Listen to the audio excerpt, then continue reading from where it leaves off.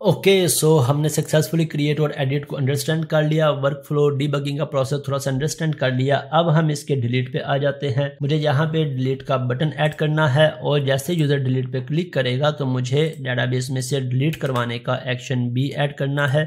मेरे पास ऑलरेडी एक एक्शन था डिलीट का, मैं उसको यहाँ पे ड्रैग एंड ड्रॉप कर लेता हूँ।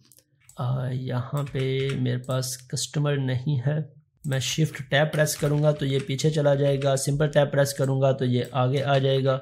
यहाँ से कस्टमर को मैं रिप्लेस कर लेता हूँ कैटेगरी से, यहाँ से कैटेगरी और कैटेगरीज, यहाँ पे भी कैटेगरीज, ये कैटेगरी। अब हम इसे कैटेगरी आईडी पास करवाएंगे। कैटेगरी आईडी के अगेंस्ट ये डेटाबेस में से डाटा लेके आएगा, फाइंड करके लेके आएगा और फिर उसे डिलीट करवा देगा। हमारे पास डिलीट के लिए रिमूव का फंक्शन है। सेव चेंजेस करेंगे तो ये मेरे पास डेटाबेस पे चेंजेस रिफ्लेक्ट हो जाएंगे और फिर हम इसे रीडायरेक्ट करवा देंगे सेम पेज पे। अब पहले मैं इसका एक्शन ऐड करवा लेता हूँ, सॉरी इसका लिंक ऐड करवा लेता हूँ। ये मेरे पास डिलीट का लिंक होगा, class btn dash outline dash danger, और इसके बाद मुझे कंट्रोलर चाहिए कैटेगरी का, मुझे ASP डैश एक्शन चाहिए डिलीट। अब मुझे इसकी वैल्यू को पास करवाना है, तो सेम वे में हम इसकी वैल्यू को भी कॉपी करते हैं और यहाँ से पैरामीटर पास करवा लेते हैं। मुझे इस तरह से रखना बेहतर है। ओके, ये मेरे पास एडिट का बटन आ गया और ये मेरे पास, इसे मैं थोड़ा सा नीचे ले आता हूँ और ये मेरे पास डिलीट पे क्लिक करेंगे, कैटेगरी आईडी पास हो गई और रूट पैरामीटर क्या है कैटेगरी आईडी। मैं यहाँ से चेक कर लूँ कैटेगरी आईडी। ओके, अब इसे रन करके चेक करते हैं। अगर तो ये ठीक वर्क कर रहा है देन हम इसमें कन्फर्मेशन बॉक्स डिस्प्ले करवा लेते हैं। कैटेगरी डिलीट, और डिलीट पे लेट्स से मैं पहले इसकी URL चेक कर लूँ, URL प्रॉपर्ली बाइंड है या नहीं। ये मेरे पास URL आ गई, मैंने डिलीट पे क्लिक किया, मेरी रिक्वेस्ट सेंड हो गई सर्वर पे और कैटेगरी ID 3 F10।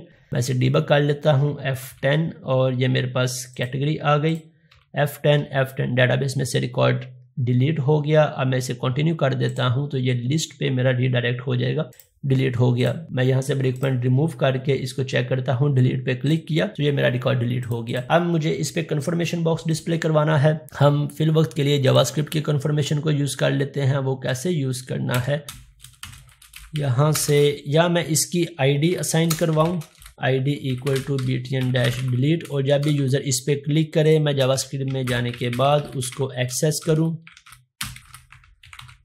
इसे एक्सेस करूं और फिर इस पे अलर्ट डिस्प्ले करवाऊं। लेकिन यहीं पे सेम लाइन पे भी हम इसे ऐड करवा सकते हैं। किस तरह से, मैं ऑन क्लिक को ऐड करवा लेता हूं, रिटर्न कन्फर्म। कन्फर्म जावास्क्रिप्ट का फंक्शन है मेरे पास, यहाँ से जावास्क्रिप्ट कन्फर्म, ये मेरे पास कन्फर्म मेथड ओपन कर लिया। कन्फर्म करेंगे तो ये क्या करेगा, मैं इसे ट्राई योर सेल्फ पे क्लिक करता हूँ, try it confirm, press okay.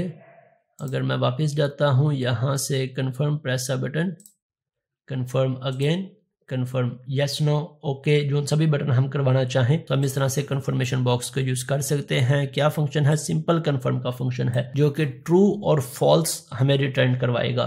तो मैं यहाँ पे वापस आता हूँ, यहाँ से are you sure you want to delete this record,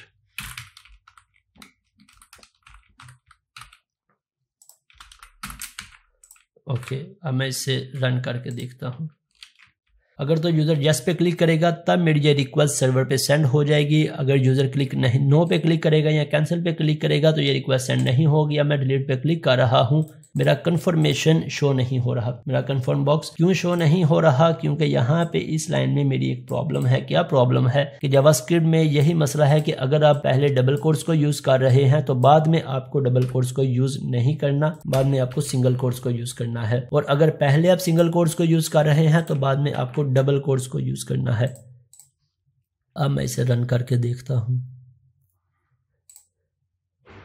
category, मैं एक न्यू कैटेगरी को ऐड करवाता हूँ। सो यहाँ से यूज़र ऐड नहीं करवाना, कैटेगरी 1 कैटेगरी 1 सेव, डिलीट पे क्लिक किया, ये मेरे पास कंफर्म बॉक्स शो हो गया। मैं कैंसिल कर देता हूँ, कोई भी एक्शन परफॉर्म नहीं हुआ। मैं यहाँ से ब्रेक पॉइंट लगा के चेक भी कर लेता हूँ कि क्या कैंसिल करने पे कुछ परफॉर्म होता है या नहीं।